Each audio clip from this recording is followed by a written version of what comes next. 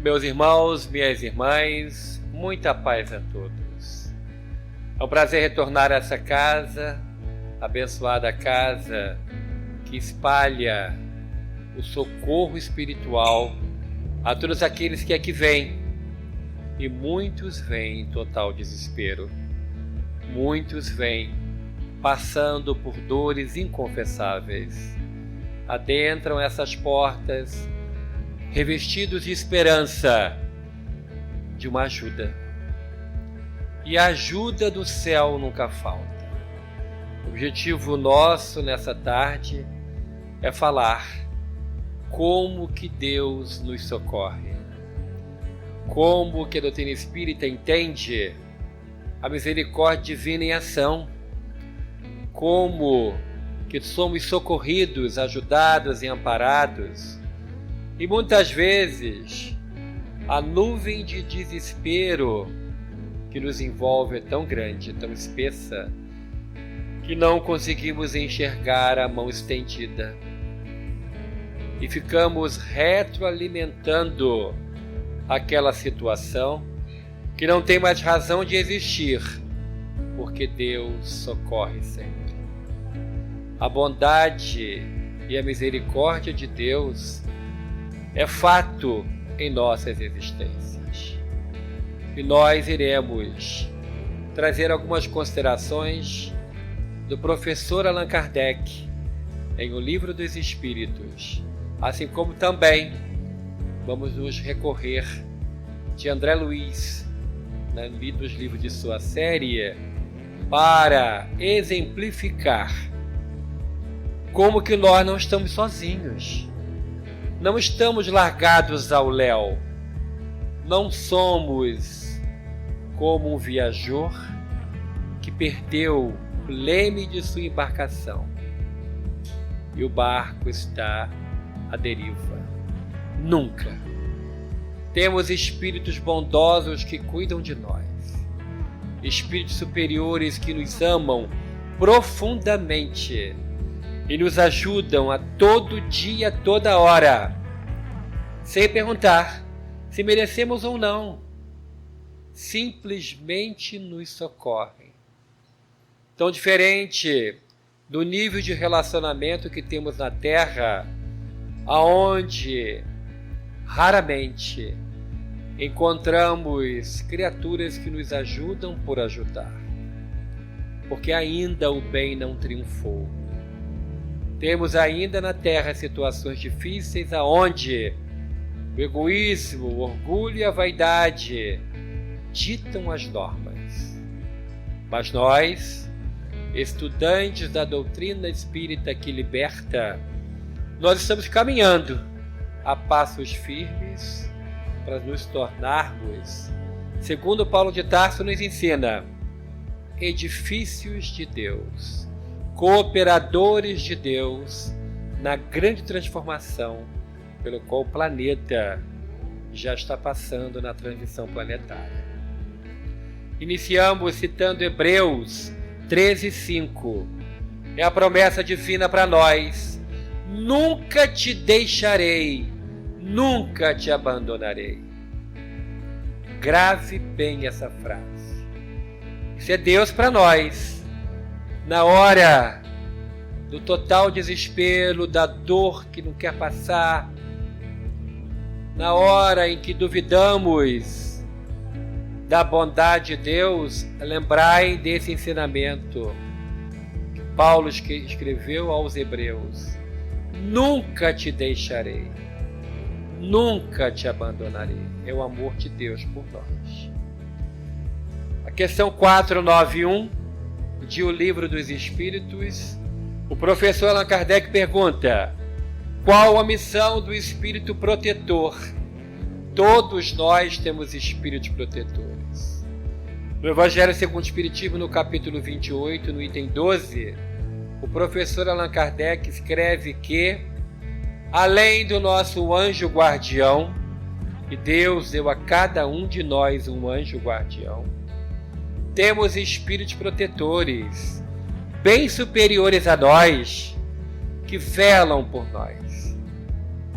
Temos uma pequena pequena legião de amigos que ficaram do outro lado da vida, quando do nosso mergulho na carne, através do processo reencarnatório, e que querem o nosso bem, e que querem o nosso sucesso na Terra, que não se resume a um saldo bancário extraordinário. Não. O maior sucesso, a maior vitória é nós contra as nossas imperfeições.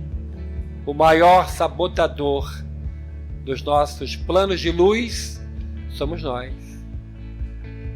Nós é que dizemos para nós: hoje eu não vou, está muito calor.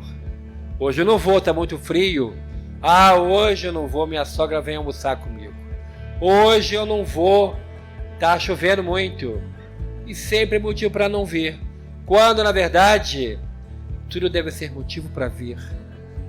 Porque é aqui, na casa espírita, respirando esse ar balsâmico, terapêutico, que aqui existe, sob os cuidados dos espíritos trabalhadores dessa casa, veneráveis presenças se fazem aqui agora, de espíritos nobres que nos analisam quando começamos a vir com seriedade e não só vir quando o calo aperta.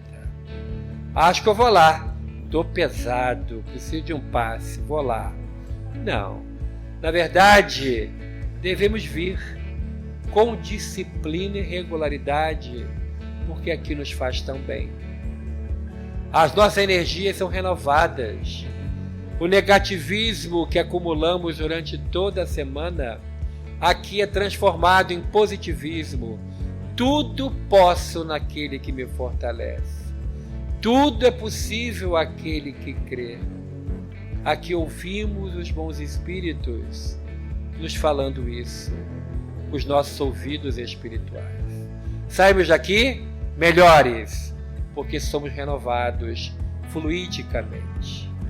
Então o professor Allan Kardec perguntou na 491 de O Livro dos Espíritos qual a missão dos espíritos protetores. E aí os espíritos superiores responderam ao professor Allan Kardec: a de um pai com relação aos filhos, a de guiar o seu protegido pela senda do bem, auxiliá-lo com seus conselhos, consolá-lo nas suas aflições, encorajá-lo nas provas da vida. Os espíritos superiores resumiram dessa forma qual é a tarefa, a missão, o compromisso dos espíritos que querem o nosso bem, mas, infelizmente, muitos de nós estagiam na faixa metal do pessimismo, da derrota, e vem a essa casa porque alguém disse que obsessores nos perseguem. Aí começa a dar ibope para o obsessor. Na verdade, deveríamos sempre lembrar: temos um grupo bom de espíritos superiores que querem nos ajudar sempre, nos aconselham, nos dão boas dicas, são sempre prontas a nos ajudar.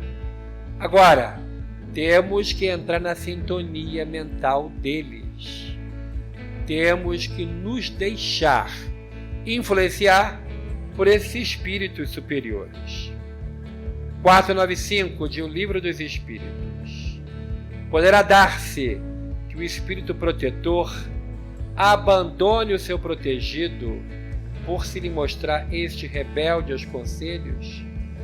O espírito protetor diz: não passa por aí que tem um buraco. E nós, muitos de nós infantilmente: eu vou passar, não passa que tem um buraco, eu quero ver, vou chegar só pertinho, não passa que vai cair. Com aquela paciência, né, de um pai zeloso, daquele pai bem tranquilinho. O meu pai só falava comigo pelo olhar, Pela olhada dele, eu já sabia. Parei. Não podia ir adiante. Não falava nada, não verbalizava. Era só aquele olhar 43, eu já entendia tudo. Ou quando falava baixinho assim. Eu aprontava, era criança, e dizia assim, bem baixinho. Em casa a gente conversa. A festa acabou para mim. Eu chorava a festa inteira. Porque eu sabia que em casa a conversa ia ser de homem para homem. Bem séria. Papai não batia, mas dizia assim, bem baixinho. Você me envergonhou. Ai, doía mais do que uma chibatada. Não te levo mais. Ai.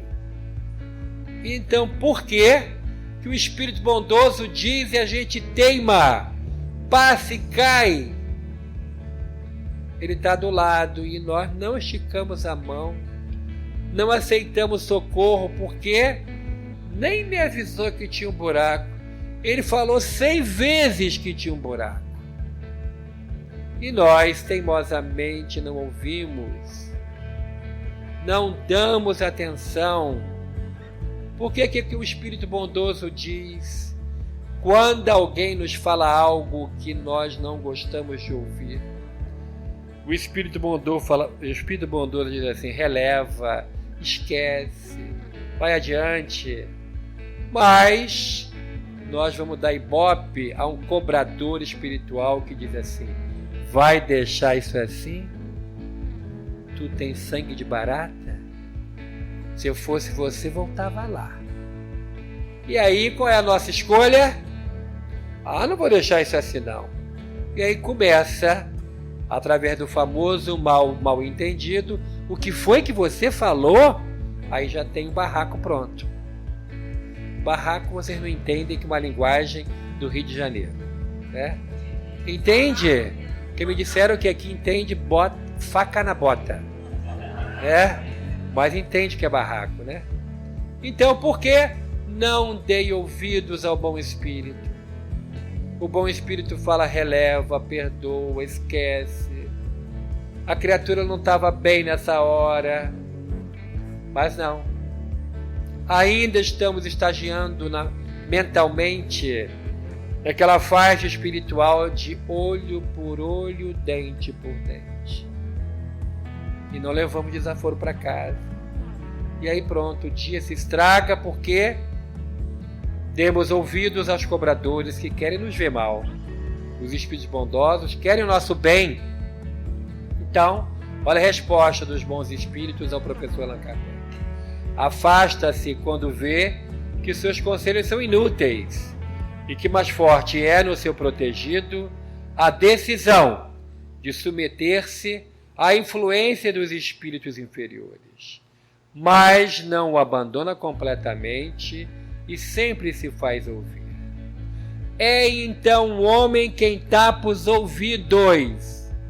Nós não queremos escutar aquilo que os bons espíritos nos falam.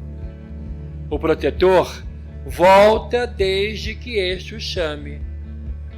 Socorro, meu bom espírito. Socorro, meu anjo da guarda. Ele está do lado, pronto para ajudar, porque ele não se magoa. Já pensou se fosse igual a nós? Agora você vai ficar aí. Você vai ver o que é bom para tosse. Um anjo não fala isso, né? O bom espírito não fala isso. Vem cá, meu filho. É assim que tem que fazer. Então, nós temos que mudar. Exemplos do socorro divino da literatura espírita. No livro Nosso Lar, no capítulo 50, tem uma história que eu vou resumir para você. Depois você vai se comprometer consigo próprio, que vai ler. Capítulo 50 do romance do livro Nosso Lar, de André Luiz. André Luiz estava acompanhando na Terra um paciente que estava muito enfermo. Precisava de socorro, de ajuda. E ele experimentou algo que ele havia aprendido recentemente, que era a transmissão mental através da prece. Ele faz uma prece mental ou seja, não verbalizada, dirigida a Deus e pedindo que Deus, nosso Pai, permita a Narcisa, a enfermeira do livro Nosso Lar, que fosse ao encontro dele, porque ele não tinha conhecimento de causa para ajudar aquele enfermo. E ele permanece em estado de prece por 20 minutos. E aí eu aprendi, não é aquele, obrigado meu Deus pelo dia de hoje, tchau, tchau, dorme, não. André Luiz ficou 20 minutos em estado de prece. Então a prece deve ser um pouquinho mais longa, né? Obrigado, meu Deus, eu tenho um teto. Quantos que estão na rua? Obrigado, meu Deus, eu tenho um pão na mesa. Quantos que não comeram nada hoje? Tenho uma roupa. Então, temos que agradecer, porque Paulo de Tarso nos ensina: dai graças a Deus por tudo. E ainda arremata dizendo, não murmureis. Não é com ninguém aqui do salão. Ninguém murmura. Ninguém fica assim, que calor. Ai, que frio, isso não passa. E essa chuva não vai dar um tempo? Quanto lugar que não tem chuva, quanta lavoura sem chuva. E aí vai acabando. Então, dai graças a Deus por tudo. Deus sabe de tudo. Deus sabe o que é bom para nós. Nós não sabemos. E aí, daí a pouco, 20 minutos em estado de oração, ele sente quando alguém coloca a mão em seu ombro. Ele olha, Narcisa, e ela diz, escutei a sua prece, o seu convite. Estou aqui, em que posso ser útil? E ele conta o caso do paciente. E ela disse assim, bom, temos que prestar um socorro imediato. Ele está muito enfermo. Acredito que os recursos dos fluidos vegetais irão ajudá-lo. Aquele chazinho que nossa avó dava e a gente ficava curado, lembra? Chazinho de chá de louro com casca de cebola, depois daquele abuso do churrasco. Aí a vovó vinha com chazinho, não quero, toma que melhora. Se não tomasse, o boi rodava a barriga a noite inteira. Mas tomando, o boi aquietava. E aí, Narcisa fala assim, vem comigo, André. Vai, perde um bosque e chama, evoca os espíritos protetores daquela região. Espíritos que têm como missão vigiar florestas, tomar conta das fontes d'água. Deus tudo sabe, tudo vê. Esses espíritos, sob o comando de Deus, estão ajudando em tudo. Eles vieram. E ela disse assim, eu estou com casa precisando de ajuda. Tem mangueira e eucalipto aqui perto? Tem. Traga-me, por favor, fluidos dessas árvores. Eles vão e voltam rápido, dão a ela os fluidos. Ela manipula com o pensamento e com a vontade, atribuindo funções terapêuticas salutares àqueles fluidos, e passa a noite com André, colocando para que o paciente possa respirar os fluidos, e André passando no corpo do paciente para que pelos poros pudesse absorver. No dia seguinte, na hora da visita médica, o médico olha assim, aquele remédio deu certo, não sabe de nada. O socorro espiritual veio. Porque nunca te deixarei. Nunca te abandonarei. Nunca estamos sozinhos. Deus é por nós. E se Deus é por nós, quem será contra nós? Esse é o exemplo do nosso lar. No livro Os Mensageiros, no capítulo 38, André Luiz começa assim. Logo às primeiras horas da madrugada, o movimento intensificou-se. Muita gente ia e vinha. Numerosos irmãos, explicou o orientador, encontram-se nesse pouso de trabalho espiritual, na esfera a que os encarnados chamariam sonho. Acentuei minhas observações, verificando que muitas pessoas recém-chegadas pareciam convalescentes, titubeantes. Bem próximo da costa terrestre, os bons espíritos organizam postos de serviço, aonde nós comparecemos na hora que a gente dorme. Os nossos espíritos amigos nos tiram do corpo e nos levam lá. Nesse caso, uma mocinha chamada Nieta passava por problemas de relacionamento no trabalho. Estava angustiada por a vítima de uma notícia falsa, uma mentira. Estava em uma situação desesperadora e estava a ponto de cometer algo que era o fim de sua existência. Então os bons espíritos tiram ela do corpo, levam-na a esse posto de serviço. E André Luiz viu que muitas pessoas chegavam lá carregados pelos amigos espirituais. Nieta estava ainda sonolenta e foi apresentada a ela a avó dela, a avó que ela amava muito, que já estava no mundo espiritual.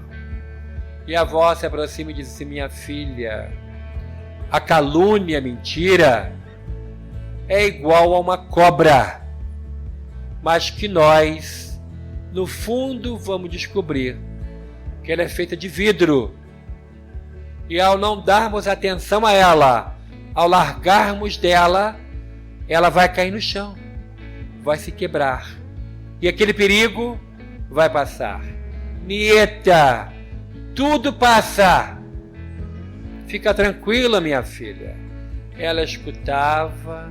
E André perguntou assim a Aniceto, que é o orientador desse livro, Os Mensageiros: Aniceto, será que Nieta vai lembrar quando chegar no corpo físico?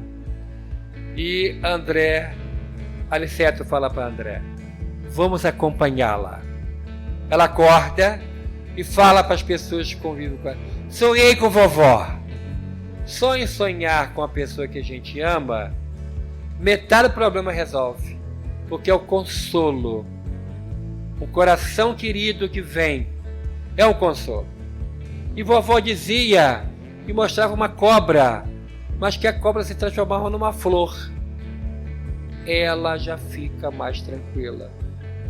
Assim ela registrou o sonho: nunca te deixarei, nunca te abandonarei.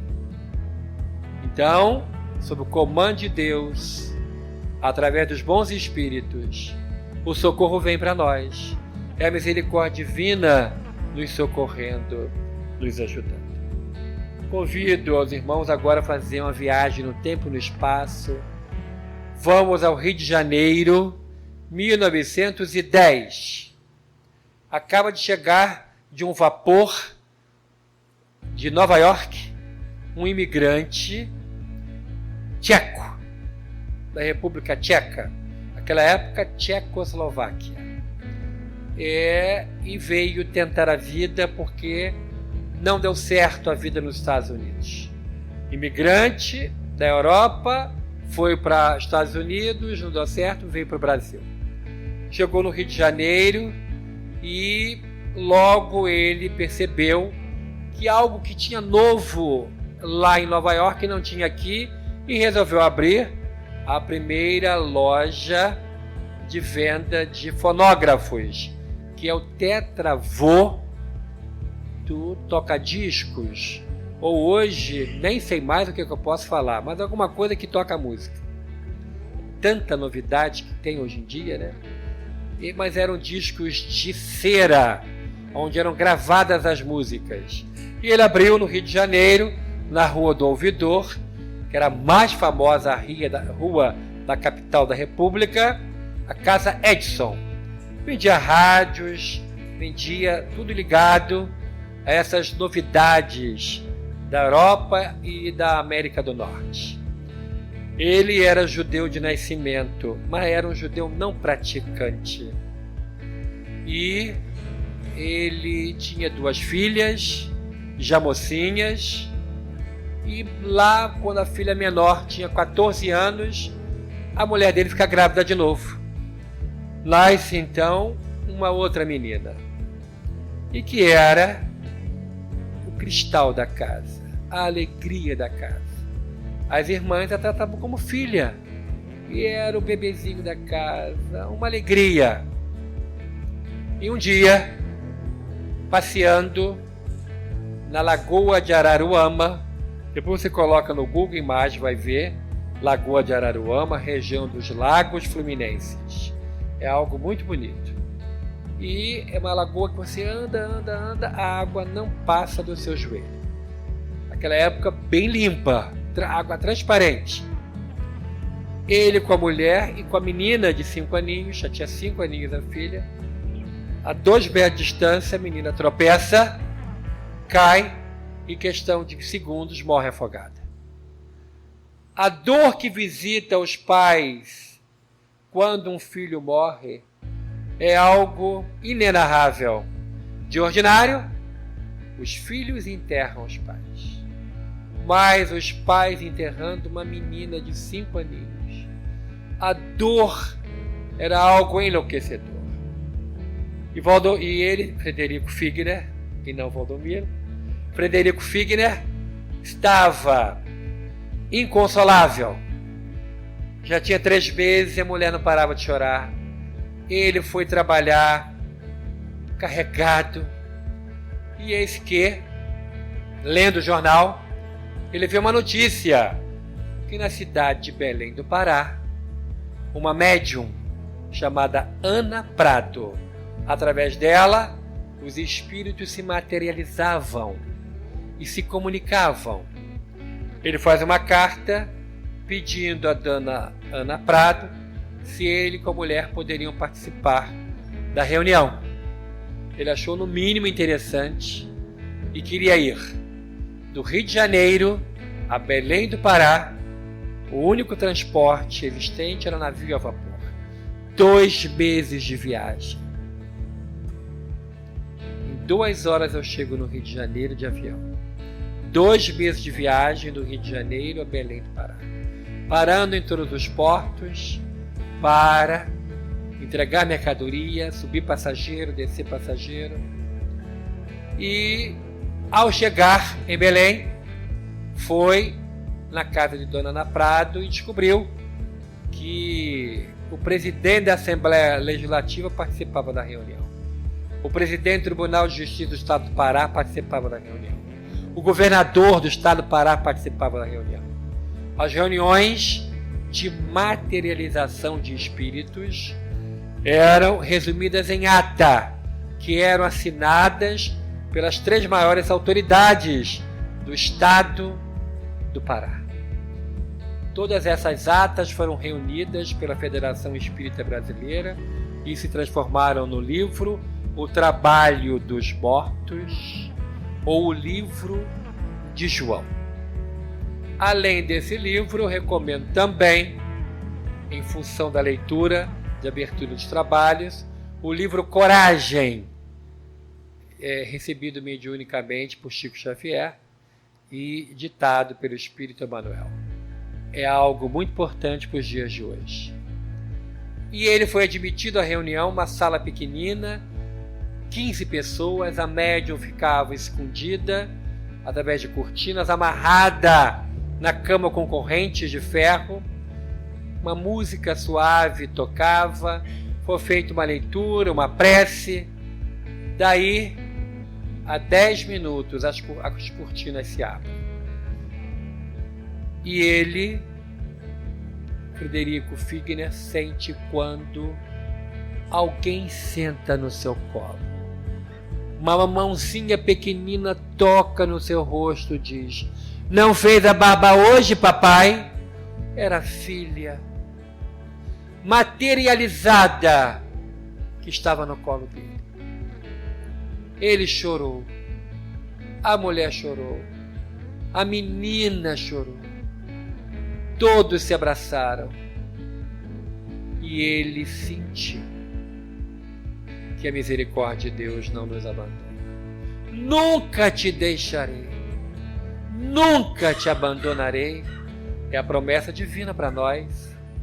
E naquele momento, e por mais 15 reuniões, a menina voltou para explicar o porquê que tinha desencarnado com 5 aninhos de idade. Foi para complementar uma existência anterior. Voltou para provar ao pai e à mãe de que a vida continua, que a morte não existe e que é possível se comunicar, nós, encarnados, com aqueles que já desencarnaram. Ele e a mulher voltaram para o Rio de Janeiro, impressionados. Ele procurou a sede da Federação Espírita do Estado do Rio de Janeiro, essa época em um sobrado na rua Buenos Aires. Começou a frequentar as reuniões públicas, as reuniões de estudo, e daí a pouco se tornou associado, daí a pouco um dos homens mais ricos do Brasil se torna presidente da Federação Espírita Brasileira. Conheceu pessoalmente Chico Xavier, conversar muito com ele, e disse para ele: Chico, quando eu desencarnar, eu quero vir escrever através de você. Aí Chico, mocinho naquela época, disse assim: isso é lá com Manuel. Se Manuel deixar, o senhor vem. Ah, eu voltarei. E, passado um tempo, ele veio desencarnar. Deixou em seu testamento uma fortuna, algo em torno de R$500 milhão para Chico Xavier. Fim do testamento, as 2 filhas levaram cheque para Chico Xavier, na casa dele em Minas Gerais. No dia seguinte, ele pega um trem e foi se apresentar à Federação Espírita Brasileira, à época presidida por Dr. Vantuil de Freitas. Levou o cheque, endossou atrás e disse: é para a Federação construir o parque gráfico e produzir livros espíritas. Por mais de 60 anos, na rua Souza Valente 17, no bairro de São Cristóvão, no Rio de Janeiro, a Federação Espírita Brasileira produziu centenas de milhares de livros espíritas para serem enviados para todo mundo. Através da iniciativa de Ismael Gomes Braga, livros foram traduzidos para a língua internacional neutra Esperanto e foram enviados para diversos países, aonde, através da produção de livros em português, o espiritismo não chegava. E chegou na República Tcheca, e chegou em Praga, capital, e a FEB fez um grande lançamento de livros espíritas em Esperanto. E chegou, junto com esses livros, o grandioso livro Memórias de um Suicida, no país onde os índices de suicídio são alarmantes. Um jovenzinho chamado Presmer comprou o livro e pediu à Federação autorização para traduzi-lo para o tcheco. E através dessa tradução, a palavra firme e forte da doutrina espírita, consoladora e esclarecedora, chegou aos irmãos nossos tchecos, que descobriram que a morte não existe e que o suicídio é uma grande mentira. Nada acaba, a situação só piora. Então, meus irmãos, quando nos reunimos nessa instituição venerável, essa tarde de sábado, para ouvir falar da doutrina espírita, vai ficar para todo o ano essa frase: nunca te deixarei, nunca te abandonarei. Quando a dor bater na sua porta, quando o desespero quiser fazer morada em seu pensamento, lembra da frase: pensa em Deus e Deus te sustentará. Que o nosso Pai Celestial possa abençoar a sua vida, possa abençoar o seu lar, os seus caminhos pela terra possam ser iluminados, que a dor possa ficar bem longe de você e que você possa suportar as provas do caminho. Nunca te deixarei, nunca te abandonarei. Muita paz a todos, muito obrigado.